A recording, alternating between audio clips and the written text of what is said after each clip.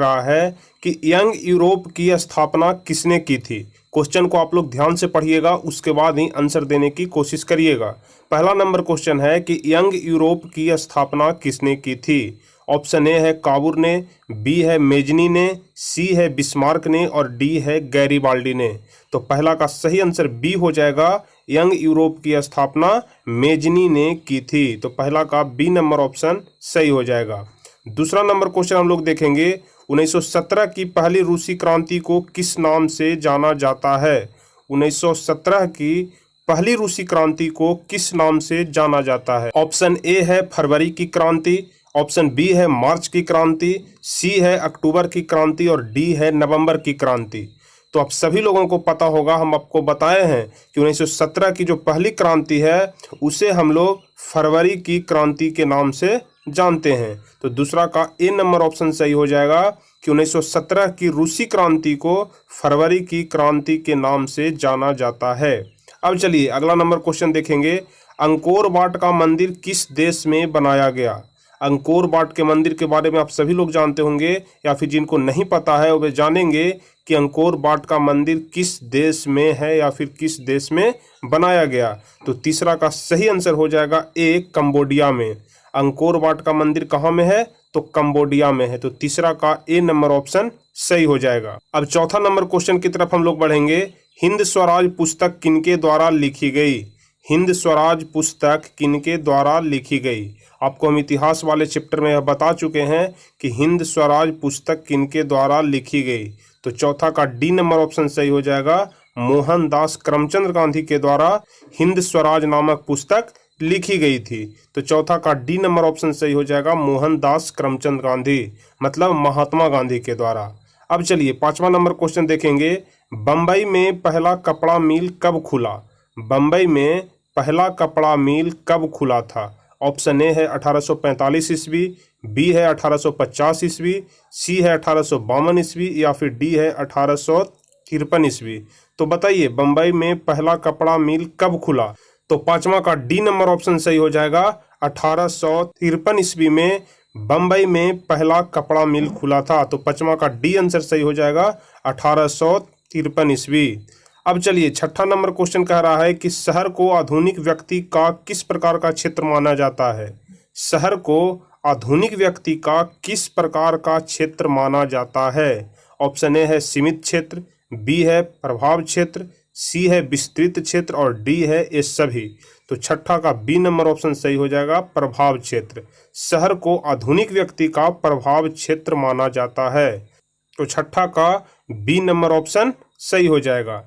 अब चलेंगे हम लोग सातवां नंबर क्वेश्चन की तरफ, और सातवें नंबर क्वेश्चन से पहले हम आपको बता दें कि आप जितने सारे भी ऑब्जेक्टिव क्वेश्चन हम आपको कराते हैं सभी ऑब्जेक्टिव क्वेश्चन को आप याद कर लीजिएगा, ताकि इस बार के एग्जाम में ऑब्जेक्टिव क्वेश्चन ही महत्वपूर्ण होने वाला है। यदि आपकी ऑब्जेक्टिव क्वेश्चन पर पकड़ अच्छी रहेगी तो आप एग्जाम में अच्छे मार्क्स ला पाएंगे। अगर अपना स्कोर ऊपर ले जाना है तो आपको ऑब्जेक्टिव क्वेश्चन पर पकड़ बनाना पड़ेगा, क्योंकि ऑब्जेक्टिव और सब्जेक्टिव दोनों 50-50 रहता है, लेकिन इस बार संभावना है कि ऑब्जेक्टिव क्वेश्चन बढ़ाया जाए। अब चलिए आठवें नंबर क्वेश्चन की तरफ हम लोग चलेंगे, वर्नाक्यूलर प्रेस एक्ट किस गवर्नर जनरल के समय पारित किया गया।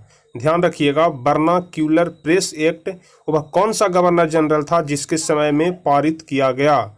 ऑप्शन ए है वारेन हेस्टिंग्स, बी है लॉर्ड डलहौजी, सी है लॉर्ड लीटन और डी है लॉर्ड रिपन। तो आठवां का सही आंसर सी हो जाएगा कि vernacular press act Lord Lytton के समय में पारित किया गया था।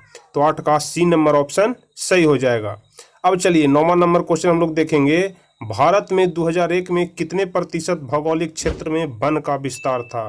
भारत में 2001 में कितने प्रतिशत भौगोलिक क्षेत्र में वन का विस्तार था। तो 9वां का ए ऑप्शन है 25, बी है 19.27, सी है 20 और डी है 20.60। तो बताइए 9वां का सही आंसर कौन सा होगा कि भारत में 2001 में कितने प्रतिशत भौगोलिक क्षेत्र में वन का विस्तार था।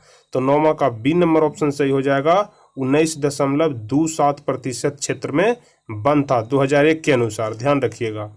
अब चलिए 10वां नंबर क्वेश्चन कह रहा है कि भारतीय कृषि का राष्ट्रीय उत्पाद में कितना योगदान है। भारतीय कृषि का राष्ट्रीय उत्पाद में कितना योगदान है? 10% है कि 22% है कि 35% है कि 41% है? तो आप सभी लोग ध्यान रखिएगा कि भारतीय कृषि का राष्ट्रीय उत्पाद में 22% योगदान है। 10 का बी नंबर ऑप्शन सही हो जाएगा। 22% योगदान है भारतीय कृषि का कुल राष्ट्रीय उत्पाद में। अब चलिए 11 नंबर क्वेश्चन हम लोग देखेंगे। प्रति व्यक्ति प्रति वर्ष जल उपलब्धता की दृष्टि से भारत का विश्व में कौन सा स्थान है? प्रति व्यक्ति प्रति वर्ष जल उपलब्धता की दृष्टि से भारत का विश्व में कौन सा स्थान है? ऑप्शन ए है 182वां, बी है 157, सी है 101 या फिर डी है 133। तो 11 का सही आंसर हो जाएगा 133। प्रति व्यक्ति प्रति वर्ष जल उपलब्धता की दृष्टि से भारत का विश्व में 133वां स्थान है। तो 11 का डी नंबर ऑप्शन सही हो जाएगा। अब चलिए 12 नंबर क्वेश्चन देखेंगे। बांधवगढ़ राष्ट्रीय उद्यान किस राज्य में है? इंपॉर्टेंट क्वेश्चन है कि बांधवगढ़ राष्ट्रीय उद्यान किस राज्य में है? ऑप्शन ए है मध्य प्रदेश, बी है छत्तीसगढ़, सी है उत्तराखंड और डी है कर्नाटक। तो 12 का सही आंसर ए हो जाएगा। बांधवगढ़ राष्ट्रीय उद्यान मध्य प्रदेश में है। तो 12 का ए नंबर ऑप्शन सही हो जाएगा। अब देखेंगे हम लोग क्वेश्चन नंबर 13। उद्योगों की जननी किस खनिज को कहा जाता है? आपको हम बताए हैं पहले भी कि उद्योगों की जननी किस खनिज को कहा जाता है। ऑप्शन ए है लोहा, बी है मैग्नीज, सी है अभ्रक और डी है तांबा। तो आप सभी लोगों को पता होगा कि उद्योगों की जननी लोहा को कहा जाता है। तो 13 का ए नंबर ऑप्शन सही हो जाएगा कि उद्योगों की जननी लोहा को कहा जाता है। अब चलिए 14 नंबर क्वेश्चन को हम लोग देखेंगे। इनमें कौन गुजरात का तेल उत्पादन केंद्र है? इनमें कौन गुजरात का तेल उत्पादन केंद्र है? ऑप्शन ए है मोरन, बी है मथुरा, सी है नहरकटिया या फिर डी है अंकलेश्वर। तो इनमें कौन गुजरात का तेल उत्पादन केंद्र है? तो इसका सही आंसर हो जाएगा अंकलेश्वर। अंकलेश्वर है यह जो गुजरात का तेल उत्पादन केंद्र है। अब चलिए 15 नंबर क्वेश्चन हम लोग देखेंगे। 15 नंबर क्वेश्चन कह रहा है कि भारत की अर्थव्यवस्था का मुख्य आधार क्या है? भारत की अर्थव्यवस्था का मुख्य आधार क्या है? बिल्कुल ही आसान क्वेश्चन है।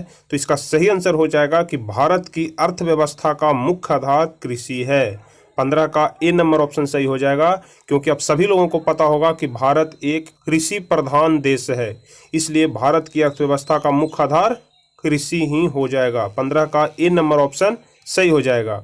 अब चलिए 16 नंबर क्वेश्चन की तरफ हम लोग देखेंगे। जूट उद्योग के सबसे अधिक कारखाने कहाँ मिलते हैं? जूट उद्योग के सबसे अधिक कारखाने कहाँ मिलते हैं? ए नंबर ऑप्शन है ब्रह्मपुत्र तट पर, बी है कोसी तट पर, सी है हुगली तट पर या फिर डी है महानदी तट पर। तो 16 का सही आंसर हो जाएगा हुगली तट पर। जूट उद्योग के सबसे अधिक कारखाने जो हैं वह हुगली तट पर मिलते हैं। तो 16 का सी नंबर ऑप्शन सही हो जाएगा। अब चलिए 17 नंबर क्वेश्चन को हम लोग देखेंगे। हिमसागर एक्सप्रेस कहाँ से कहाँ तक जाती है? ध्यान रखिएगा, हिमसागर एक्सप्रेस कहाँ से कहाँ तक जाती है? ऑप्शन ए है जम्मू से हावड़ा तक, बी है जम्मू से मुंबई तक, सी है जम्मू से कन्याकुमारी तक या फिर डी है जम्मू से कांडला तक। तो 17 का सही आंसर हो जाएगा कि हिमसागर एक्सप्रेस जम्मू से कन्याकुमारी तक जाती है। 17 का सी नंबर ऑप्शन सही हो जाएगा। अब हम लोग देखेंगे 18 नंबर क्वेश्चन को कि बिहार की कितनी भूमि कृषि के अंतर्गत आती है? बिहार की कितनी भूमि कृषि के अंतर्गत आती है? कहने का मतलब कि कितने प्रतिशत जमीन पर कृषि किया जाता है, खेती किया जाता है। तो ऑप्शन ए है आधी भूमि पर, बी है 3/4 पर, सी है 1/4 या फिर डी है 100%। तो 18 का सही आंसर हो जाएगा 3/4 भूमि पर। बिहार की कुल भूमि के 3/4 भूमि पर खेती किया जाता है बिहार में, ध्यान रखिएगा। 19वां नंबर क्वेश्चन हम लोग देखेंगे। महात्मा गांधी ने किस पत्र का संपादन किया? तो हम लोग इस क्वेश्चन को ऊपर में भी देख चुके हैं कि महात्मा गांधी ने किस पत्र का संपादन किया। तो 19 का सही आंसर हो जाएगा यंग इंडिया का। यंग इंडिया नामक पुस्तक की रचना कौन किए थे? तो महात्मा गांधी। तो 19 का बी नंबर ऑप्शन सही हो जाएगा कि महात्मा गांधी ने यंग इंडिया नामक पत्र का संपादन किया। अब चलिए 20 नंबर क्वेश्चन है कि भारत में कहाँ औरतों के लिए आरक्षण की व्यवस्था है? भारत में कहाँ औरतों के लिए आरक्षण की व्यवस्था है? ए नंबर ऑप्शन है लोकसभा, बी है विधानसभा, सी है मंत्रिमंडल या फिर डी है पंचायती राज्य संस्थाएं। तो 20वां का सही आंसर कौन सा हो जाएगा? तो 20 का सही आंसर होगा पंचायती राज्य संस्थाएं। भारत में औरतों के लिए सिर्फ पंचायती राज्य संस्थाएं में ही आरक्षण की व्यवस्था है। तो 20 का डी नंबर ऑप्शन सही हो जाएगा।